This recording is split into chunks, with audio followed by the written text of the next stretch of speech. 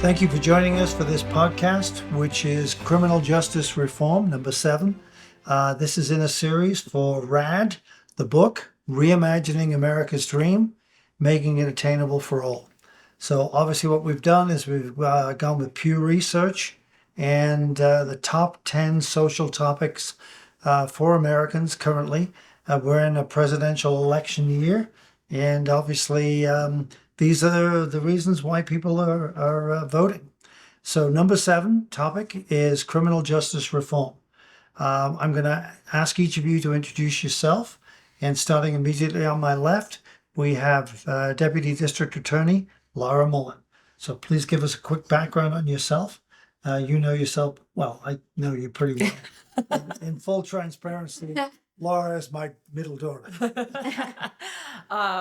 So I'm Laura Mullin, and I am the Assistant District Attorney now in Denver at the Denver District Attorney's Office.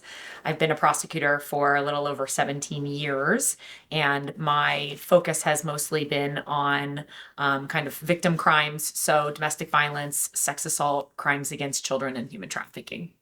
Thank you. Janelle? And my name is Janelle Goodrich, and I am the founder and executive director of From Silence to Saved, fondly known as FSTS, and we are a third-party case manager that and victim advocacy group that responds on scene with law enforcement at the local, state, and federal level, and does case management all the way from recovery through post-indictment.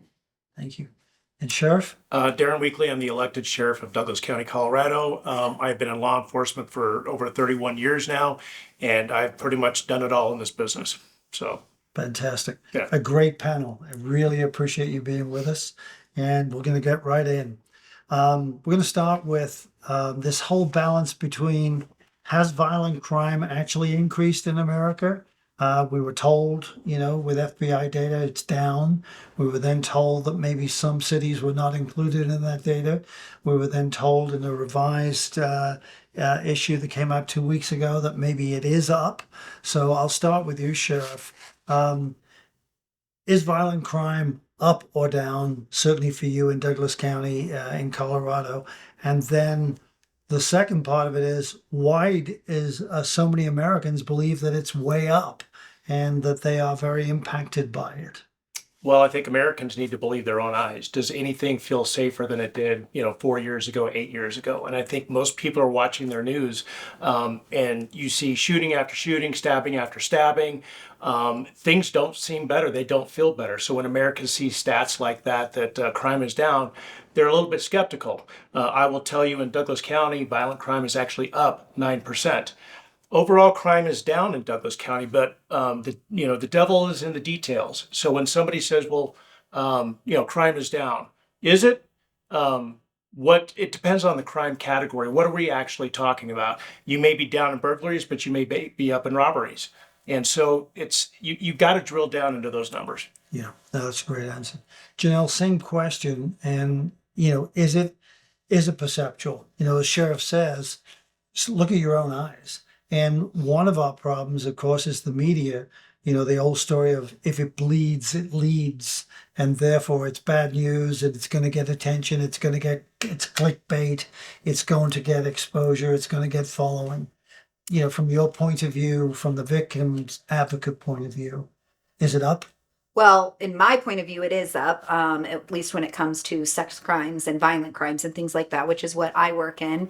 And you're right, it does absolutely bleed. It always says the best one that wins is the one that you feed. And I think that when we are in a movement that likes to decriminalize a lot of certain crimes, that the stats tend to reflect that. And so when you decriminalize things, stats tend to go down. And I think that there's been a big shift of that over the last 10 years, even when you have, historically, even in the Denver area, where murders were around 30 to 40. And Laura, you can speak better to that. And, just historically over the past couple years, it's been around 100 a year. That is an increase. And so that definitely speaks to those types of stats and numbers, I believe, big time. Yeah. Same question, Laura. I mean, obviously, there can be some managing by law enforcement to put stats down, obviously, by decriminalizing certain things. From your perspective, violent crime up or down? So I think the question about perspective is that, depending on who you ask and how they are intersecting with the criminal justice system, that perspective is going to vary tremendously, right? When we look at the statistics, the Denver Police Department and the Denver District Attorney's Office have created data dashboards over the last several years to really be able to sort of quantify and have numbers about different kinds of crimes, so that we can be somewhat more objective about it. And I think that what the sheriff said is right, in that what we're seeing in Denver is violent crimes are down. However, we're seeing things like sex crimes are down, but what we know to be true from community partners is that they are just going unreported. And so that's a hard stat to capture when people are not reporting crime for a variety of reasons. What we do see is up is crimes like motor vehicle theft, which really affects the day-to-day community members. And so when you see those types of crimes happening to yourself or to your neighbors, it feels as though crime is increasing. But by and large, at least based on the data dashboard that we have from 2024, violent crimes are down in Denver, both by our metric of filed cases with the Denver District Attorney's Office, as well as the Denver Police Department, with the exception being shoplifting and motor vehicle theft crimes being up. And if I could also add, some of these stats, they're coming from record high crime rates that we saw in 2020, 2021, 2022. These are from all-time highs. So when you're saying that crime is down, okay, yeah, but down from where? So you got to ask yourself that. No, it's a great perspective. I think the stats that I pulled out were 63% of Americans, according to a recent poll, think crime is currently a very serious problem in America, and 77% believe that crime is on the rise. How does that perception impact on your ability to do your job, Laura? I think what is challenging is that because we have social media, because we have things like the Nextdoor app, right, where it's amplified and you're seeing everything that's happening to everyone around you, people do feel less safe as a result. And as a result of that, I think both post George Floyd and things that have happened with police accountability, people trust law enforcement less. People are less likely to reach out to law enforcement. And so we, by extension, as sort of a law enforcement agency, adopt this understanding that from the inception of a case, when we're engaging with victims, when we're engaging with community members, that we have to kind of work extra hard to build rapport and build a relationship and show that we are to be trusted, right? That we are working on their behalf, because I do think that the perception, whether it's real or sort of elevated from what the numbers are, is that crime is up and that law enforcement is not responsive. From my personal perspective, I certainly disagree with the latter. We are as responsive as we possibly can be. And I know in working with law enforcement, not just in Denver Police, but across the state, they're going out of their way to kind of increase response times or reduce response times and be extra responsive to kind of address those challenges and try to build better relationships with the community.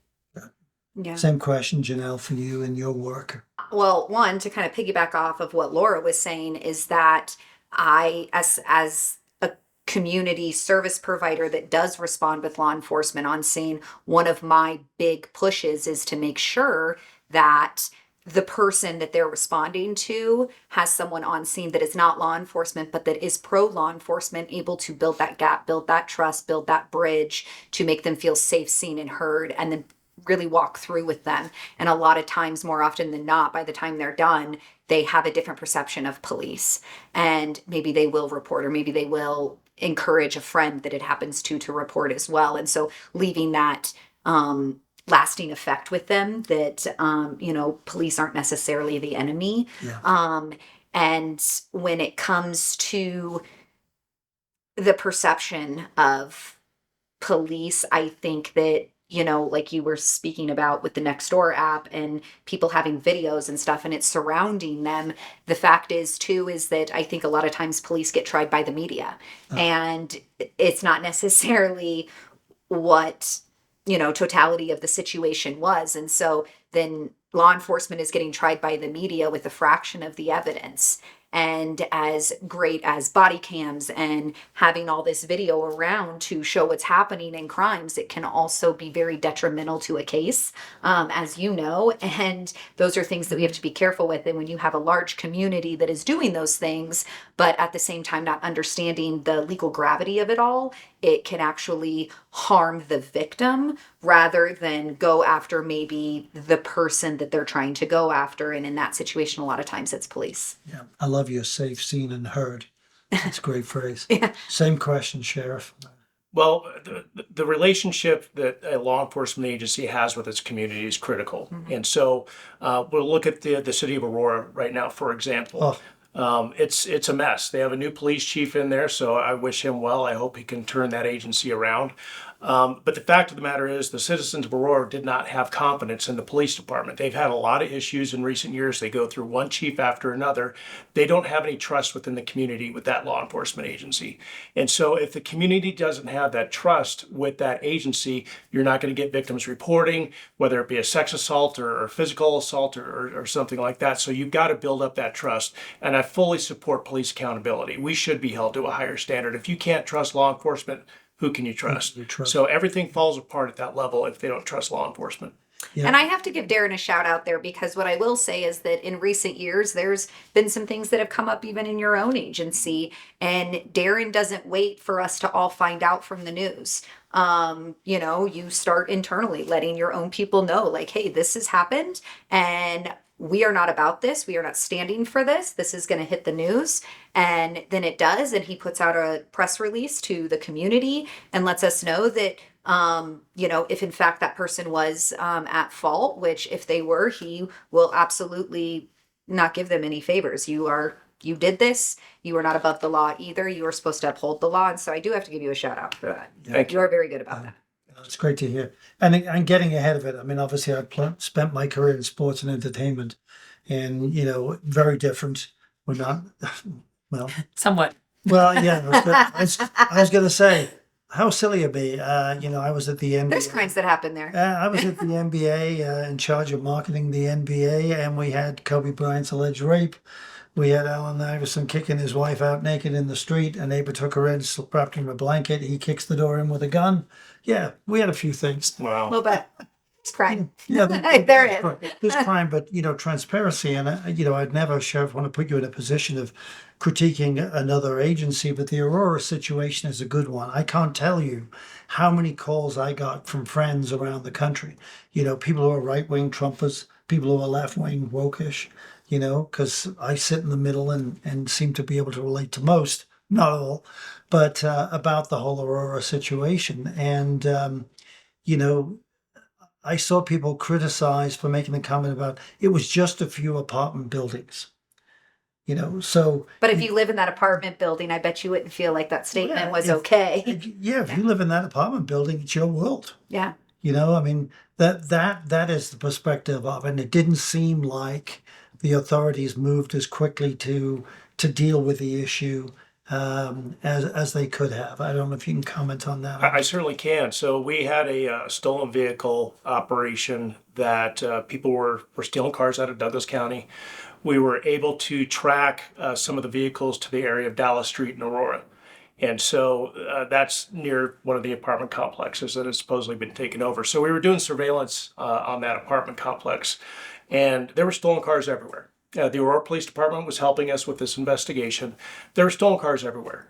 The Aurora Police Department had to have known there were stolen cars anywhere. So again, if there's no accountability and they know they're going to get away with it, it's going to continue to proliferate. The only way to stop the issues that are going on are to really address it head on. And don't minimize that conduct. I know Aurora, when this whole thing initially broke, first of all, law enforcement was hearing about this probably a couple weeks before it broke in the news. And then the city of Aurora saying, well, these apartments are being shut down for code violations. Meanwhile, you got SWAT officers in all their full SWAT gear going door to door. You don't do that for code violations. So again, you got to be transparent with the community and address the issues. Yeah. And I also think too, like, to back up or to kind of piggyback off of that, when we talk about how, law enforcement, or the community felt that law enforcement wasn't responding quickly enough, at the same time, law enforcement has, I think, gotten such a bad name over the past decade or so that I think a lot of them are afraid to proactively police as well. I would think that maybe a lot of times you're worried about getting sued, worried about losing your job, what the optics would be from a Nextdoor app or anything like that. And recruitment is down all over Yeah. the nation. And so getting Not my agency, but okay, go ahead. well, you guys pay better. So, you know, Congratulations. but when you do that, and it's really hard, even at the federal level, to get, really good upstanding people to apply and move forward into law enforcement, it's harder to do right now. That situation at the apartments, I think, really represents what we talked about earlier, which is a lot of the residents in those apartments were migrants, newly arrived individuals who similarly didn't trust law enforcement, were not going to reach out to law enforcement about what was happening. And they truly were, essentially like prisoners in their own kind of communities. Yeah. And they were witnesses and victims to crime.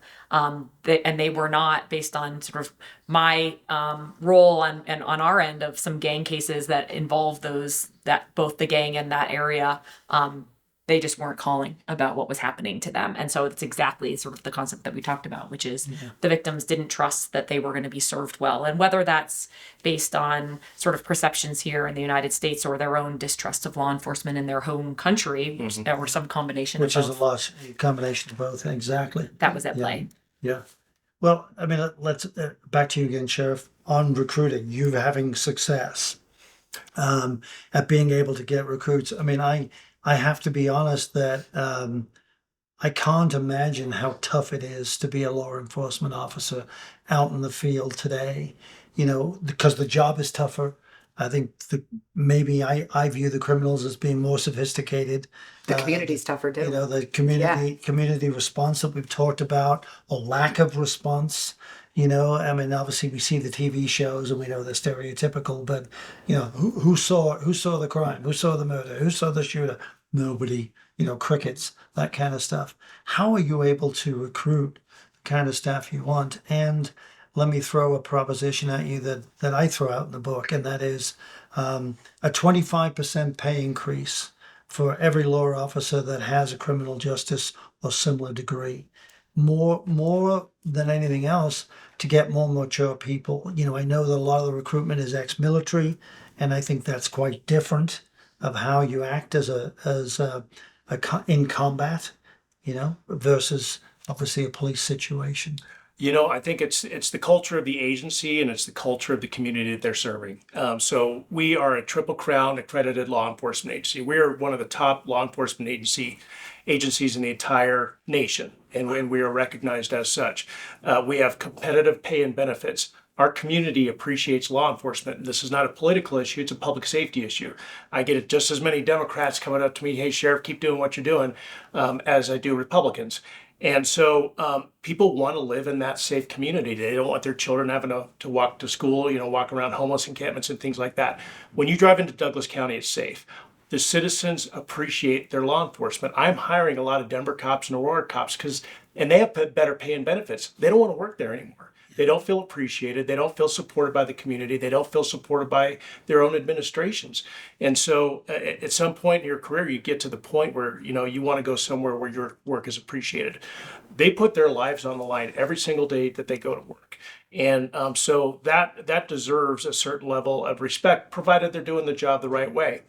In regards to your comments about the college education, college degree, obviously that will help, any candidate, but that doesn't necessarily ensure that you're going to be a great cop. Yeah. And so you've got to have the combination of, educated, but you also got to have that drive for service. And, to be a good law enforcement officer, you need that certain edge on you that you really want to go out and make a difference in the world. Yeah. And so the key is a lot of young people have that when they come in, and they start to lose it the more that they're in the job, because it's tough. It's tough to find that person that can really keep that going. Yeah, common sense and judgment. Absolutely. Particularly in tough situations and in the moment. Absolutely. Yeah. I live in Darren's area of in his district, thinking of the word. Wow. But what I will say is that when it comes to like the community part of, just how we view law enforcement there is what I will say as an example. This morning I have a freshman in high school, and I also have a little one that goes to pre-daycare kind of before her preschool. And this morning when it was still dark out, dropping her off before I take my son to school. And as I pull out kind of in the back corner, there was a Douglas County Sheriff's vehicle. And I think a lot of times people go to, oh, I wonder what's going on. Oh, is there a problem or this or that? Not that. And my 14 or 15-year-old son literally said, and he's like, wow, at least they've got the daycare under control. Yeah. Like, you know what I mean? So just even as a teenager, he knows that when he sees the police officer in the, parking lot of the daycare, that it's not because there's a problem. It's because they're just patrolling and kind of doing things. I mean, it was 7 a.m. He was probably doing his paperwork before he went in, but like still, it's the perception that, hey, cops aren't bad. It's positive and not a negative. It is positive when he sees his SRO at King Supers, and he's like, "Oh, hey, you know my mom. Like, hi, nice to see you." Makes all the difference. It does make a difference, yeah. And us having SROs, I think, is a huge deal because those kids know them everywhere, and they feel so close to them most of the time, and they show up to their games and they high-five them in the hall, and it makes a difference. It does. And they have a relationship. Oh, absolutely. And we all know the world is very different when you have a relationship. I mean, Halloween, they swing by and high-five our kids. You know what I mean? That's awesome. It's a good thing. It's a good thing. Yeah. Same comment. How did that impact you in terms of your interaction with the day-to-day law enforcement officers? In terms of recruitment? Recruitment, and then also from the point of view of would a degree help? So I know in Denver they require a bachelor degree, so that is different, and so that's already in place. I will say I teach at the police academy, I teach at the sheriff's academy in Denver, so I have a really unique lens into the cadets and the classes that are coming in. We were struggling for recruitment for a while. I will say that it's encouraging. We're running more academy classes now annually than we used to do. So we just finished the 2024 2 class. I was at the 2024 1 graduation last Friday and the 2024 3. So the third graduating class coming through in this calendar year just started again. And that is new. So that's been something that Denver's budget has shifted to pay for more classes coming through. I will say that the classes look different than they used to. They're much more diverse, racially diverse. You have more females who are part of the academy classes, both on the sheriff's and the police. And so that's a really good sign. I think that people are wanting to still come and be part of law enforcement because it is challenging times to be part of law enforcement. And we certainly saw in Denver, and you may have seen this as well, sort of in 2020, 2021, after the police accountability reform passed with the legislature, a lot of our senior detectives, sergeants, kind of people who were higher up retired and left the police department because they weren't willing to lose their homes, and they weren't willing to be sort of personally accountable if they made the wrong call out on a job. So I think we already see that requirement of having a degree in Denver.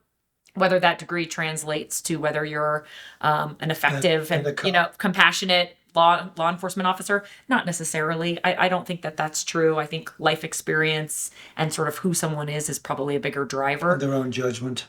And their own judgment. And I will say, on the side of the prosecution, we have always struggled to recruit and maintain really excellent prosecutors for the same reasons. Or investigators. Or victim advocates, right? Because this work is hard. We all take on a lot of vicarious trauma.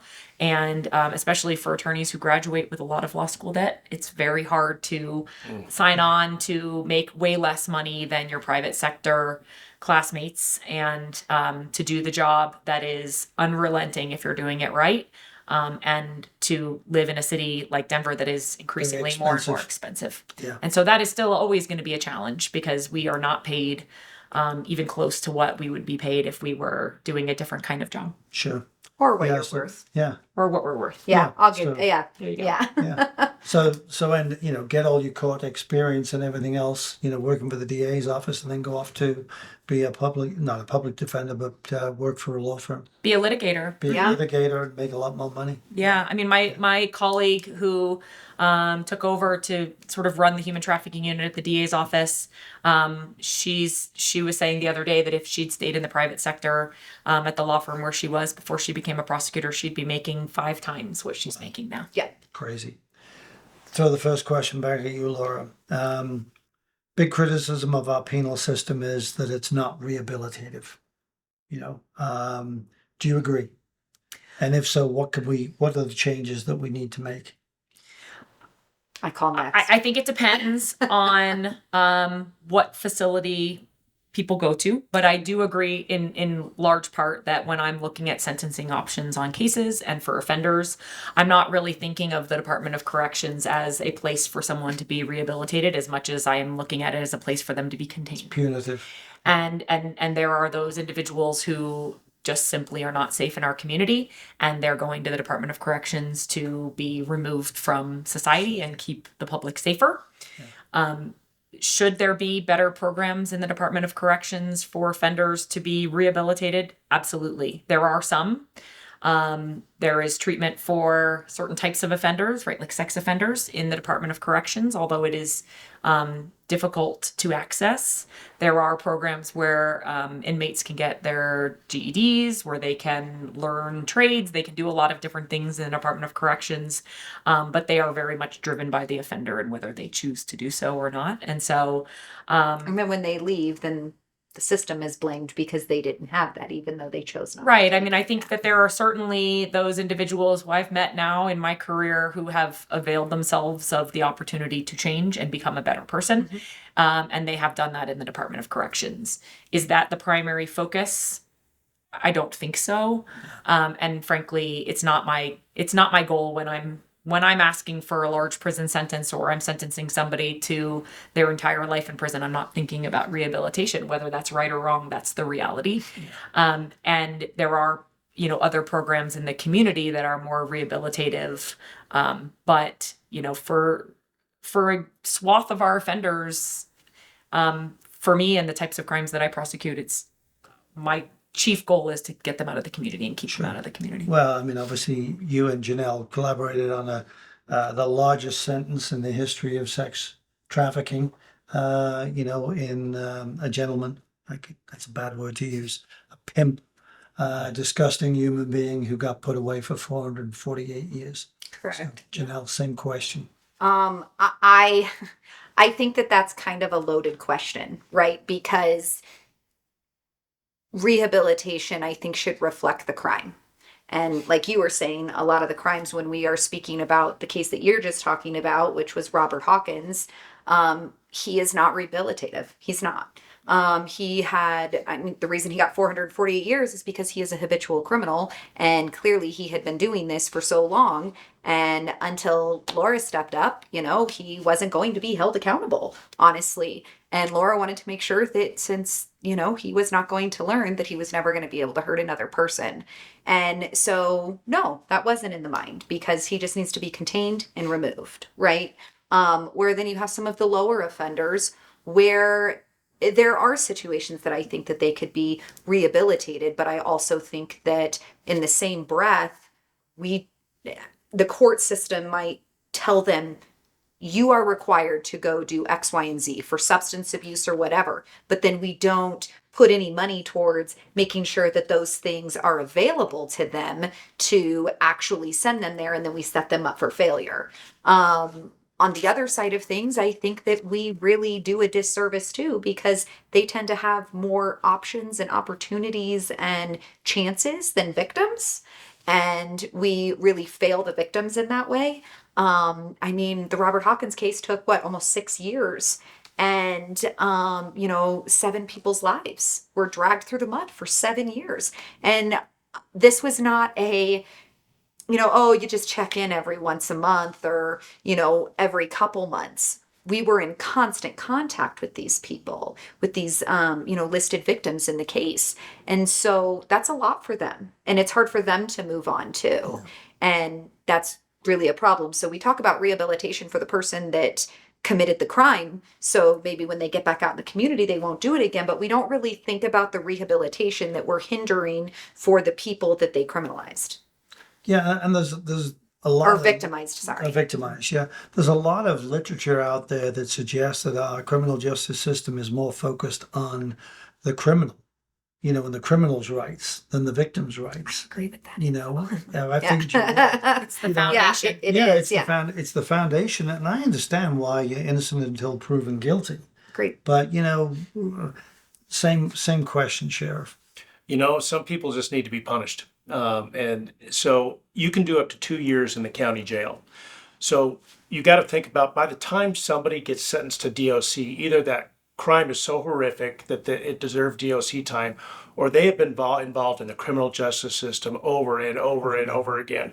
I was actually in a courtroom yesterday, and I was there for a separate case, and there was a young man that was in front of the judge for a violation of his bond conditions. This was his fourth violation of his bond conditions. And the judge sat there and said, "Now, I'm telling you, Mr. Doe, if you do this one more time, you're going to be going back to jail." And I'm thinking to myself, 4 times. yeah, exactly. And it's ridiculous. I have to go to the Capitol and testify on a lot of bills. And quite Get to go. Yeah, get to go. Yeah. Right. How exciting. A lot of times I feel like the bad guy down there. I wear the uniform, I testify on bills, and I just feel a level of contempt with some of our legislators. They just do not like law enforcement. They don't believe that people should be in jail, that, hey, they just didn't get the right start, or they just need more counseling, or they need X, Y, and Z.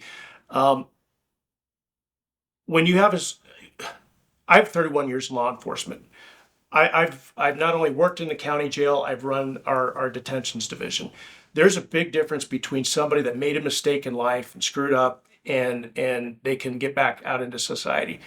But there's truly evil people in this world that have no place in our society. So, but I do agree, over the last several years, our legislature has been more focused on criminals than they have on victims. And that's unfortunate, because the victims are just traumatized, and they're quite frankly re-traumatized by the criminal justice system. Yeah. And over and over again, I see how often, and we all do, how often the criminal justice system fails our victims, but seems to take care of our criminals and put them back out on the street. Yeah. Well, and I think it's a twofold thing too. I mean, as someone who does go and testify, gets to go and testify a lot at the Capitol also, sorry, I'll say it correctly. A lot of times, the individuals that feel that way about the criminal justice system or being anti-carceral punishment or whatever, they are also talking out of both sides of their mouth, I feel sometimes, because when we say that the criminal justice system is re-victimizing victims and taking them through, that is used as a tool, then, well, we didn't, encourage them to come forward, or they don't need to cooperate. But at the same time, then they're anti-carceral punishment, and we should be lenient on this person in almost like a restoration type circle where we're all going to come together and just make this okay. And I don't think that that's always appropriate. Yeah. And at least in the crimes and violations that I work in, it's almost never appropriate. So how do we change that narrative? I mean, I agree. I mean, certainly, I'm not in the middle of it. Obviously, I hear from Laura a lot of what she's dealing with. But how do we change the narrative, particularly with legislatures, that they're not so focused on victims' rights? I think if you ask them, they are. They think they are. They think they are. I think it's just a different approach. Yeah, because it doesn't seem like they are. I think we're trying to back up and try to say, hey, these people had a really rough start, and if we just start giving people these second chances and really doing these things, then it'll work itself out. But the problem with that, more often than not, is that people are involved, right? When people are involved, things get messy because we're humans and human nature comes into effect. And at the end of the day, you make a choice and you have to live with the consequences, good or bad. And we've become so politicized on every type of crime that we can't even talk about real facts or who it's actually affecting. And we can either I feel like everyone is either so far this way or so far this way. Nobody can actually talk about what's happening. And if you sit down with a bunch of people who may vote Republican or may vote, Democrat, you guys, we have a lot more in common than we really think, right? But the media and legislation is so loud that nobody can hear anybody else talk. Yeah, and they isolate too. Because the truth of the matter is what the sheriff said before, and that is we all want to live in a safe environment.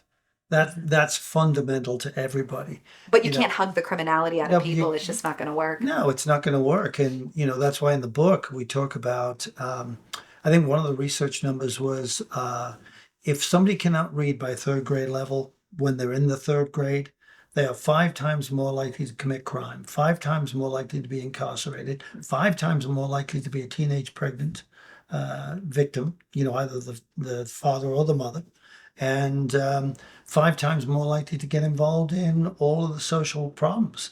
And so what we're recommending in free universal preschool is to try and get kids into kindergarten able to read, write, do basic math, be socialized for success. So it's not necessarily rehabilitative, which obviously doesn't seem to work too well, but it's proactive and it's meant to be preventative, even in the poorest families. Yeah. But universal preschool for everybody. So it's not an entitlement. It's not something special. And it's not only, for the Well, it doesn't have a minorities. stigma to it either. It doesn't have a stigma to it. And when you look at, obviously, when you look at the incarcerated population in America, it's overwhelmingly minorities. And, is that goes on to the next issue in terms about minimum and sentencing recommendations. Is that problematic, particularly for drug possessions? Do we need to have an overall that clears out some of the people that were historically have been put in jail for relatively small amounts of drug possession? Is that one way to start to change that around? Or is it the exact opposite? I sit here every night and watch Yadira Caravero, supposedly said yes to all this legislation to decriminalize drugs, and her opponent says, she's the one that did this, and I don't know what the answer is. I mean, I think there's a few parts to that, which is first, we have changed the laws about low level, certainly drug possession and things of that nature. That has happened in large part in Colorado, right? We have decriminalized drug possession pretty much in total. Really what we're looking at as far as people who are going to jail or prison for drugs at this point, it is distribution, right? It's possession of significant amounts of drugs where they are actually distributing it. We are not incarcerating people for personal possession of drugs. And in fact, we've decriminalized what I used to see as possession of small amounts of, say, cocaine or methamphetamines, 4 grams, where somebody would go and be incarcerated as a result of that. That's just not a crime that's coming up in our courts anymore. But have we let people out that were incarcerated for a long time? We have. And so we've done a number of things. Certainly the governor did a look back on people who were incarcerated for marijuana crimes. Our office has gone back and we have a conviction review unit that goes back and looks at people who are serving sentences that are now disproportionate for what the sentence would be for that same type of crime. And so that sort of recalibration as far as drugs has very much happened, at least in Colorado, not across the country, but in many places in the United States as well. As far as the sort of mandatory minimums and that type of thing, I think that that's really blown out of proportion, and people have talked a lot about, the rigidity of having mandatory minimums. The reality of it is 99% of the time when we're resolving cases with a plea or doing something, we're moving out of that so that the judge is not hamstrung. The judge can do a variety of things as far as sentences. And at least in Denver, what we see is that the Denver judges are almost always giving probation to drug offenders wholesale. They're not sending them to prison. Yeah, so the argument in legislation saying that if you pass this, we're tying the judge's hands, it's not a real argument. It's not real. No. It's not real. The mandatory minimums that you're looking at for crimes, those only apply if somebody is convicted at trial or they plead guilty to that charge, right? Which is not typically what happens in the true business of the courts. So, I agree that there is a disproportionate number of people of color who are in corrections, but that is so much larger than this issue, right? Sure. It's lack of opportunity. It's, recruitment into gangs. It's frankly, historically there was more police presence and sort of, it was more overt. The crime that was happening in those communities was more overt, right? Hand-to-hand drug transactions that were happening in Civic Center Park, things like that. It was out and open and notorious, and law enforcement was responding, which is maybe different than the crimes that were happening in communities that weren't in color. Gotcha. Same question, Janelle. I'm sorry, what was the first question again? I totally went off there. Well, the whole question in terms of is there a reform that is needed to stop the disproportionate amount of minorities to be incarcerated? Bearing in mind that poorer people, less well-educated people generally commit more crime. Okay. Yeah, I get that. And Okay. that's going to be a higher percentage, unfortunately, in America of minorities.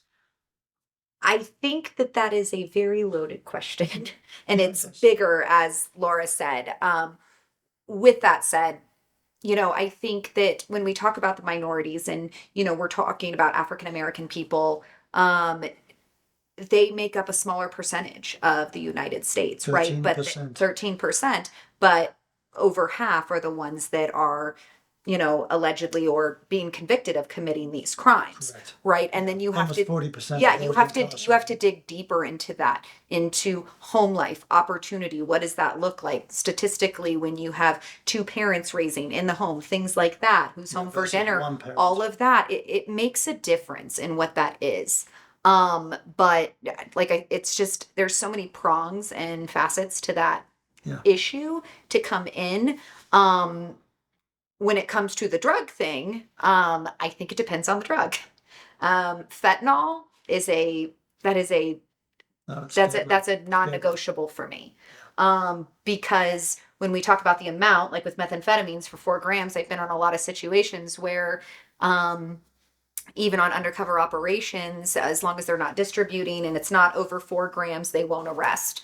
But at the same time, if it's fentanyl, you only need 1 pill of fentanyl to die. You only need to hand to your friend 1 pill of fentanyl to kill them, and then you distributed it, and now you are complicit in their death. My children aren't even allowed to take an Advil from a friend. Not that I think that their friends would harm them or whatever, but it's dangerous.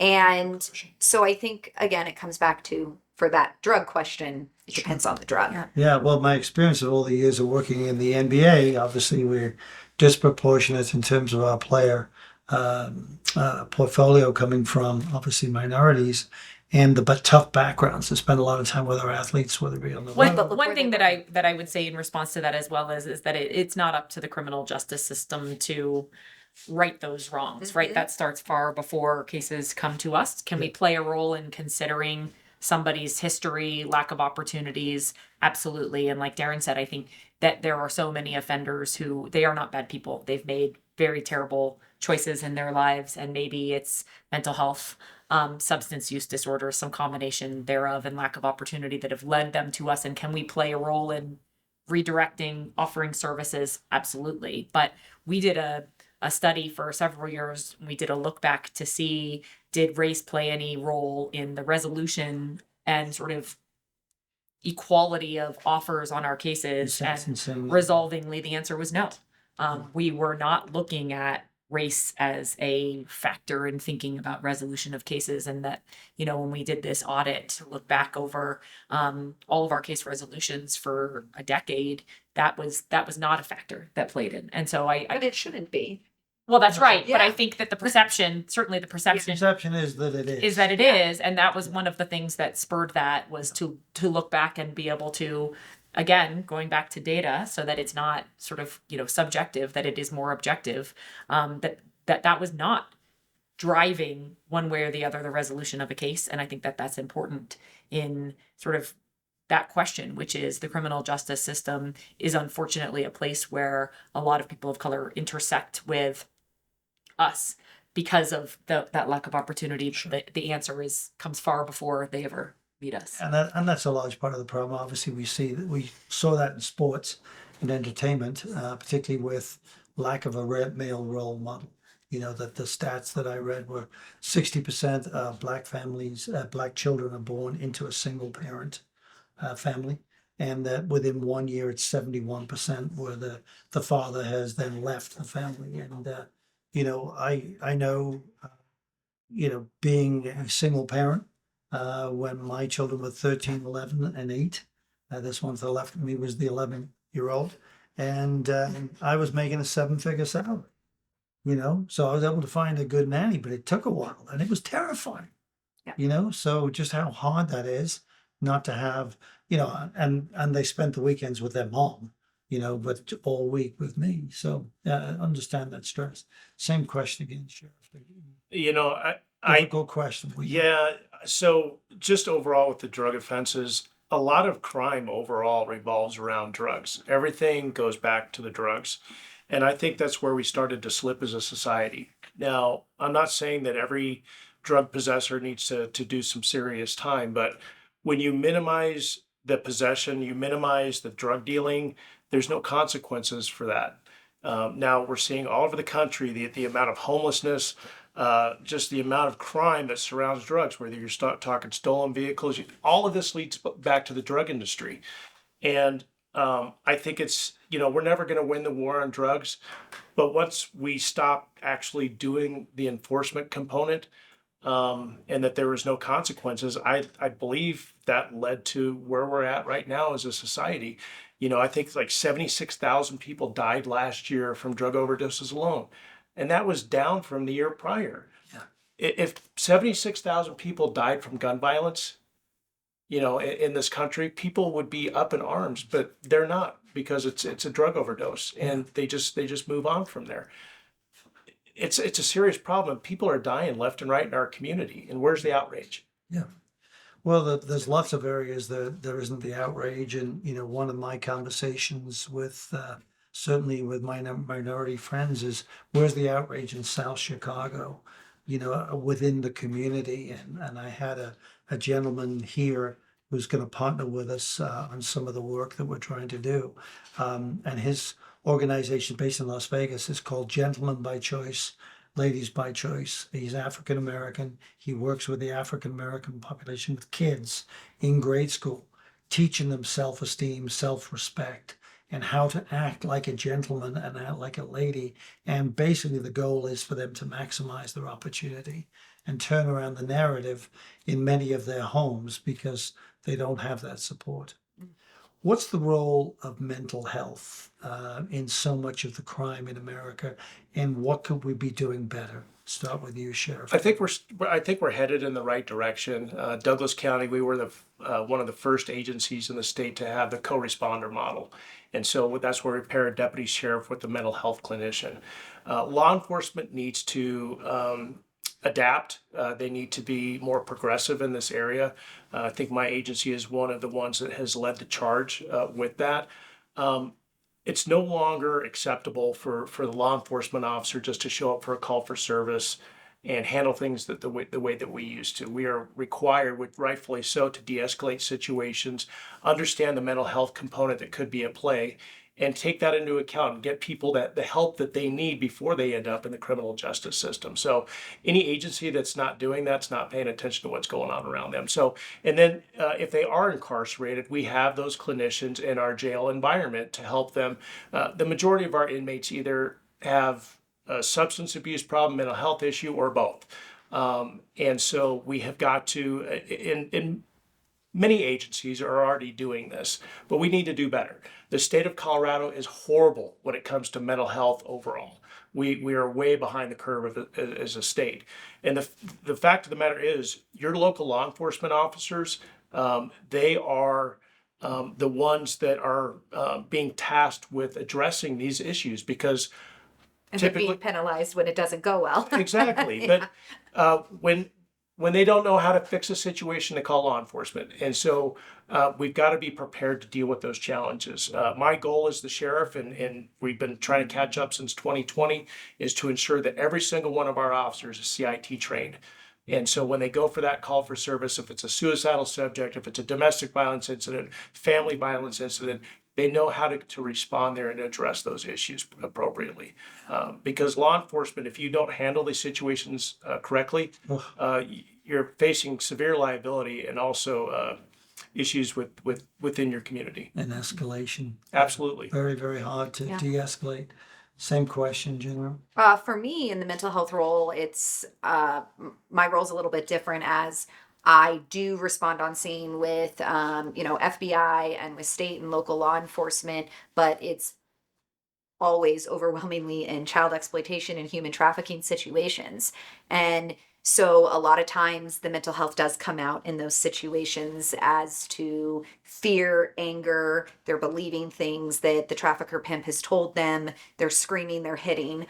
I would rather be the person that they go after rather than say a law enforcement officer to where they could catch other charges or things like that and to really help de-escalate that situation. And so when it comes to the area of human trafficking in its own, I do think that we are in the right direction. I can't speak to all of the other calls because I'm not on those. But when we're doing it properly that way, more often than not, it turns out better than it has been in the past. Absolutely. Right. I mean, I think Janelle is right in that the those with mental health disorders are disproportionately victims of crime, right? And so we see that in our victim population that they are extremely vulnerable to exploitation, to victimization in our system just because of those disabilities. And then I think, as the sheriff said, what we see plays out is there is this marriage between mental health and substance use, right? Because people are essentially self-medicating, self-treating their own mental health issues. And as a result of that combination, they sort of enter into leading a life of crime or engaging in criminal acts. And so as a result, that mental health piece plays out in every aspect of the criminal justice system. And I couldn't agree more. I think even when I started 17 years ago, we had more facilities and more options for both inpatient and outpatient treatment for those who were experiencing mental health in the criminal justice system. They've been defunded. They've lost, their abilities to exist. I think that gave rise to some of our homeless issue. And certainly we are out of options as a sentencing model for where do we send offenders who need that sort of oversight, whether it be inpatient or outpatient. There's just not the resources in Denver and in Colorado that we used to even have. Well, even for 2 kids, decades ago. For kids, which is my focus, we don't even have a place in Colorado for facilities for them to go and necessarily be placed there by Department of Human Services to get things that they need put in place.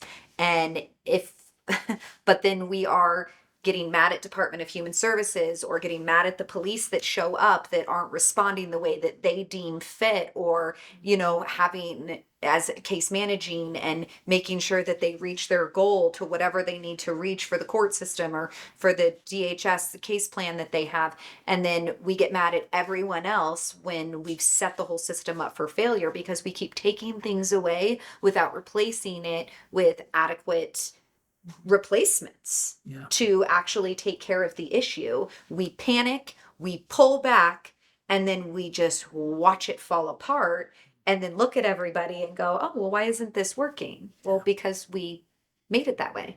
Yeah, and I'm sure the overwhelming majority of sex traffic victims are being drugged to keep themselves. Well, one of the largest vulnerabilities is substance abuse, right? And even if they don't already have a substance abuse, they're going to build a trauma bond in a different way, find some other type of vulnerability that they have to kind of loop that in. And the next thing you know, they are being introduced to methamphetamines. Fentanyl is a very large one that they get. Alcohol, even whatever it is, and then they're depending on that trafficker to supply that for them, which keeps them that much tighter and more loyal to them to be able to get what they need from them. Gotcha.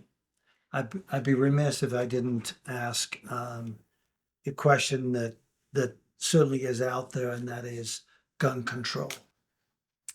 Just let Darren take this one. Yeah. one That's small topic. Yeah, small it's topic. fine. Actually, I've gone down that road and we'll edit it back around. What I wanted to say was a lot of the research, and I've got a good friend who is Mexican who says, well, stop the doggone demand for drugs in America and you'll really have an impact on all of these cartels. In other words, get it to its source. And I think you've said that, but we'll park that for another day. Gun, what should we be doing in terms of gun control? I'm an 30 Englishman. seconds, go. Yeah, no, No. you got more than 30 seconds. But, Yeah. I'm an Englishman. I grew up. The police never had guns. We didn't have guns. I mean, there was, one or two murders in the whole of Britain a year when I was a kid. And you look and see 600 fatalities in South Chicago alone a year. 5,000 people injured with guns. There's no guns allowed in Chicago.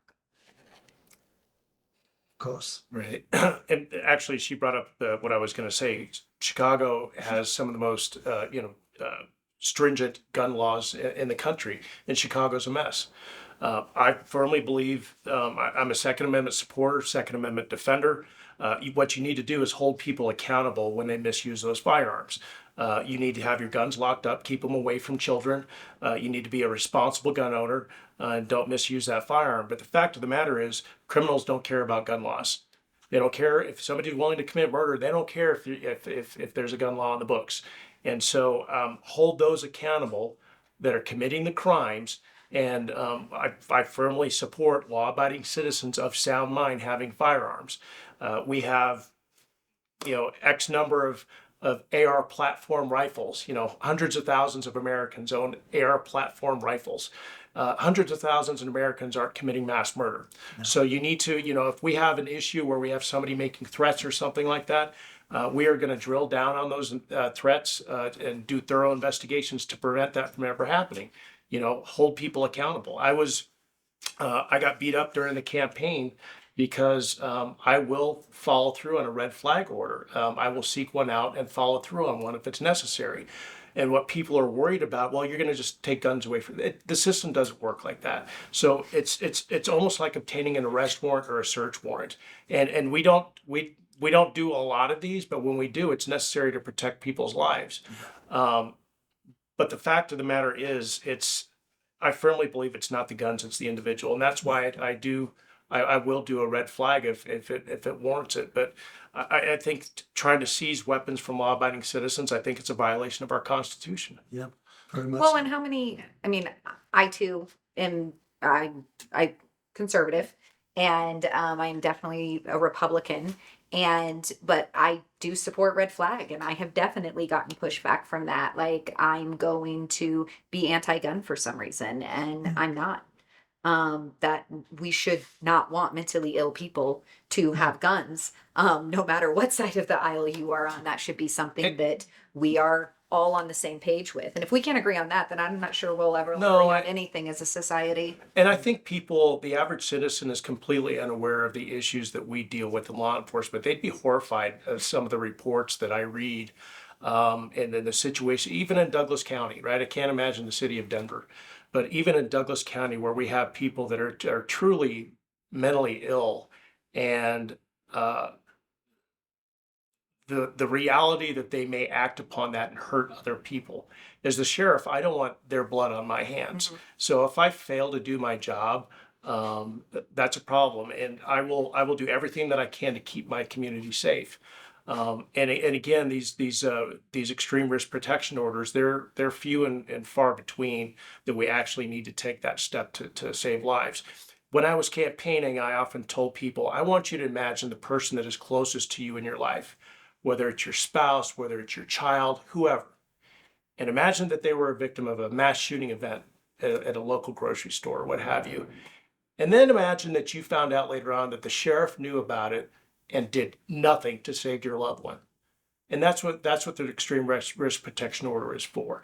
And there's a high threshold for us to meet for a judge to actually act upon it. The person has to actually be an active threat and have the means and ability to carry that threat out. So it's not a matter of an ex-boyfriend, ex-girlfriend making some allegation, then you're kicking in their door and taking their guns away. That's not the reality of the situation. But again, as the sheriff, it's important for people to know, fully support and defend the Second Amendment, but I'm not going to let innocent people die. No, and that's the right approach. And I'll say, so in Denver, we utilize we call them, ERPOs, basically extreme risk protection orders.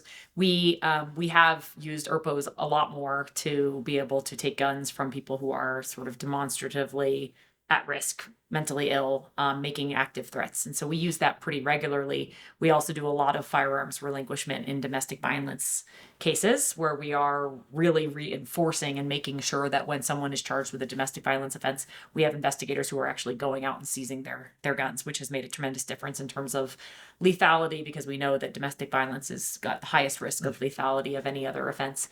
But I think the literature across the country in terms of incidents of mass violence and shootings is that by and large, in every single one of those instances, someone could have intervened. Someone saw something, knew something about that shooter, about that student, whomever that person was, and didn't say anything.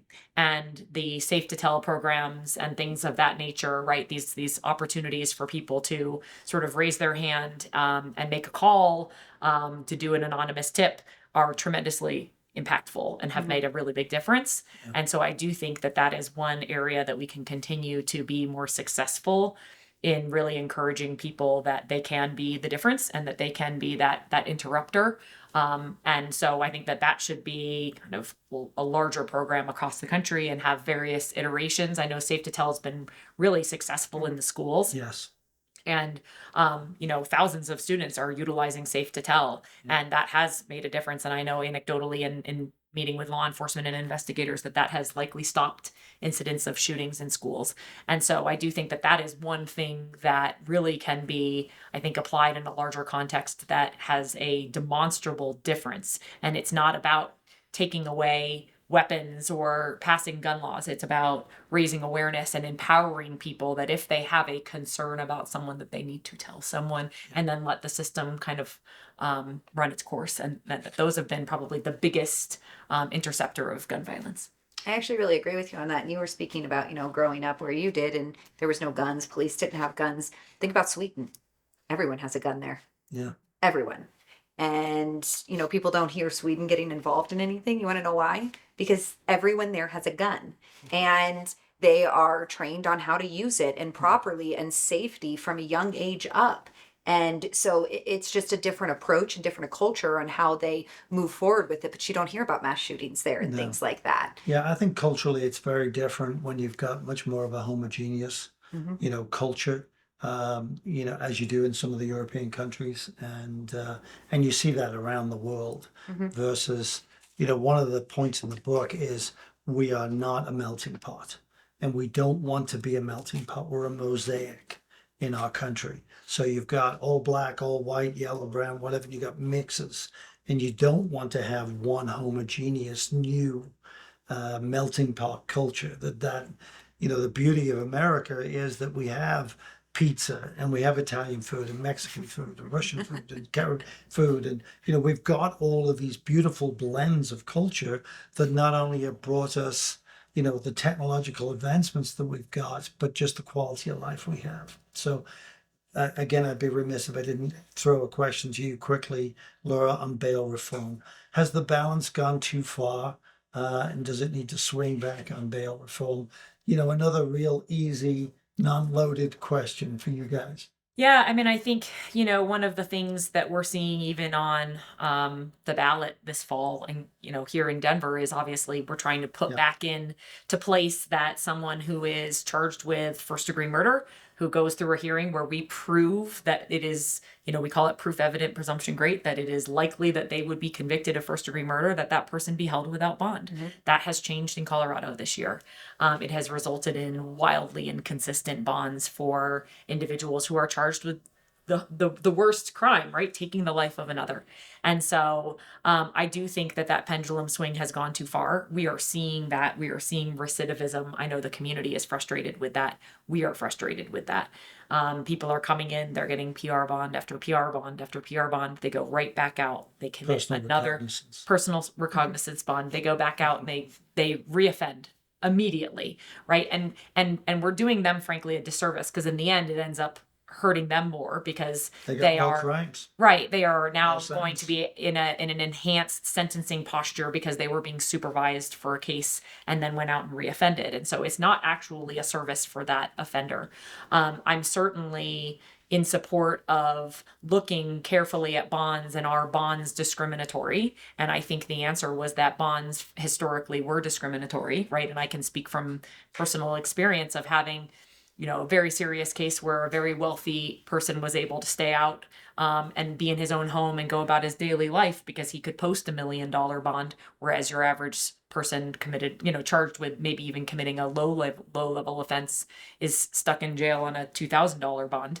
But I think the goal of bond is about assuring both the reappearance of that person in court and the safety of the community. And we have stopped worrying so much about the latter prong, and we've only sort of focused on these metrics that say that a financial bond does not have any correlation to whether somebody comes to court or not. That may be true, but there are more prongs as part of the bond statute that the courts and the judges are supposed to consider, i.e., the safety of the community, the desires of the victims, and those are being overlooked, I think, these days with bond reform, and we are letting too many people go right back out. The victims feel unsafe.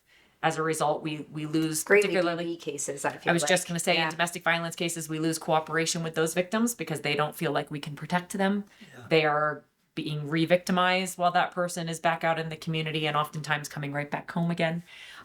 They are tampering with those witnesses, intimidating those witnesses, and most importantly, reoffending, which is Which is it's the antithesis of what our criminal justice system is supposed to do, which is to hold people accountable and prevent further crime. Janelle, any topic in criminal justice reform we've not talked about that you think needs to be changed? Oh, yeah. Yeah. Please. I mean, obviously, for my work personally, my biggest focus is demand on human trafficking, and I don't feel like we take it seriously, and really just shrinking it down to supply and demand, right? And I hate to bring that down to where we talk about human beings that way, but the fact of the matter is if men didn't buy them, then pimps wouldn't sell them. And if we don't start doing a squeeze on that, especially when it comes to solicitation of children, we're never going to see it. And there's such a big push for empowering commercial sex right now that is really a wall that you're going against when you're doing that, because you might be taking clientele from someone or anything like that. But I definitely think that, human trafficking is such a buzzword, but so many people have the taglines of, we're going to eradicate human trafficking. No, you're not. It's biblical. It's not going anywhere, right? And you can't legislate the heart of man. But at the same time, we can put a dent in it when we hold people accountable.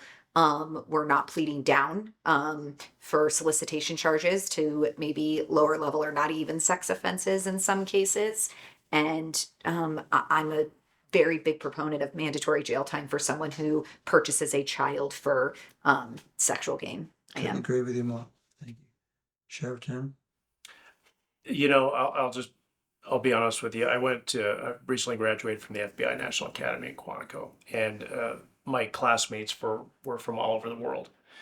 And one observation I made was that those who have very strict criminal laws and very strict and very harsh punishments for a violation of the law, they have much lower crime.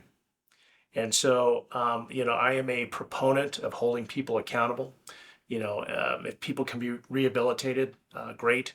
But I think That doesn't negate accountability. it does not. Yeah. It does not. But I just think we've slipped tremendously in this country with holding criminals accountable. And I think people are much more willing to commit crimes and violent acts if they don't think that they're going to be punished for it, or there's going to be a minimum sentence. And so I just think we need to go back to that. I just think we've gone a long way in the wrong direction, in my opinion, and I think that's what led us to where we're at right now as a society. So criminals no longer fear the criminal justice system. They Think about it as a parent. Think about it as a parent. If your kid does something wrong or whatever, right? You punish them, right? But if you're maybe taking away screen time, it might not go as far. Like, I know a lot of people are into gentle parenting. I do not have gentle children, so I don't gentle parent. But well, given your DNA. yeah, with that said, you know, but if your kid runs into the street and you know that it's going to be a dire thing, you might swat their butt, right? You might make a bigger point of it and they might not do it again. And so instilling just a little bit of that. But I absolutely agree with Darren that I think that we were really far one way and we went too far this way. And trying to get back is now a political issue instead of a community safety issue. God knows why it's such a political issue. I mean, quickly, then I'll pass it to Laura for her final point. You know, I spent my career in sports. I like to think it's probably the most competitive of all industries, sport and entertainment. You know, there's plenty of really competitive industries. And I am a competitive MF. There's no two ways about it. You know, playing soccer growing up in England, you came in my 6-yard box, you were in for 90 minutes of hell. Yeah. You know, I had a certain amount of talent, but I wasn't God gifted. You know, but what I do know is that in terms of, you know, my career, what I've achieved, what I've tried to teach my children, you know, is healthy competition, and, you know, that winning. You taught Laura that, so you know. Yeah. Yeah. No kidding. Not competitive at all. No, not at all. She's not competitive at all, nor are her kids. Yeah. Winning, you know, there's one winner, and second place is the first loser. Now, that doesn't go down well in America today. And these participation trophies, I mean, what You should come play Uno at my house. That's what we play. Yeah. Yeah. Gloves are off. Just play Monopoly or Scrabble or all the games her and her brother. You know, the bottom line is, I think we have gotten soft. And the politically correct word is grit. We are not teaching our kids grit. If you go back to that book and the survey and the index and what's toughness, you know. I would move it to the word sustainability. Sustainability. I think that we crumble too quick, We do. right?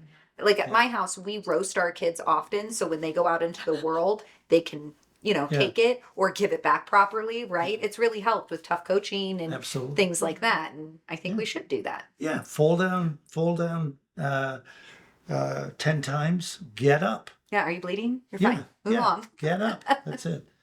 Issue we have not chatted about that would make an impact in improving our criminal justice system in Puerto Rico.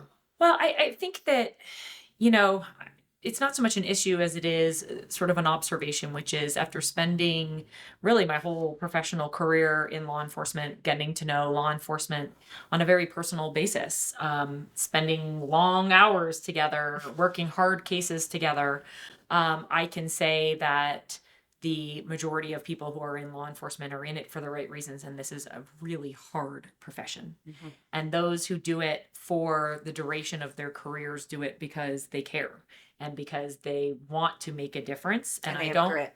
and I don't know that the public understands how hard this work is. They don't understand what a prosecutor does. They don't understand what the day-to-day life of, say, a patrol officer or a detective or sheriff or victim advocate, community case managers really are. We are under-recognized. We are not glorified. We are certainly not paid well for the work that we do. And that's okay, because none of us went into it for that glory or for, you know, to make money.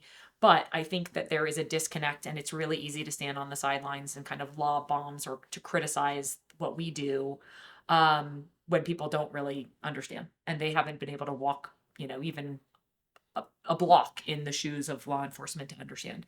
And I think that lack of understanding is really the underpinning of so many things, right? Is you saw that a little bit in the defund the police kind of movement, that there was this real vocal push when the reality of what that would actually look like in our communities is a disaster.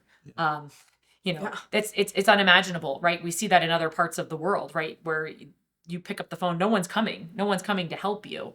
And so it's an interesting dynamic that I think that, while it was popular to basically just sort of put a pallor over all of law enforcement and say all of law enforcement is bad, that was just so short-sighted, because the reality of it is there's bad people in every profession. Sure. But by and large, in this profession, I feel like there is a unique grit and dedication to public service that is different than maybe in teaching, right? As my husband is a teacher, so I can plug teachers. But other than that, I think that the people who go into this work do it because they really care. And it really detracts from the mission when the public perception is that we are not doing our jobs well, that we do not care, or that we are doing our jobs in a way that is discriminatory or not serving the population as a whole, because that's just not been my experience. And it's in usually Denver. pigeonholed sites that Yeah. give that persona that makes it grow, right? Yeah. One person didn't like one thing you did, Yeah. or one way that you address something, and all of a sudden they have 14,000 followers and you're trending. Right. Well, and You none of know?